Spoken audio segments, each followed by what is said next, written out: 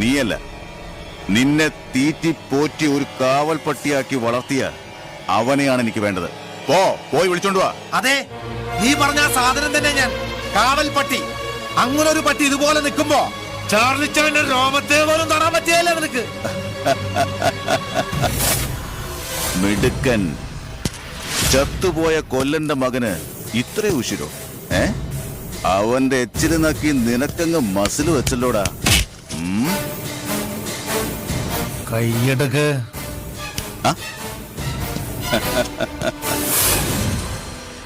നന്ദി കെട്ട നായെ.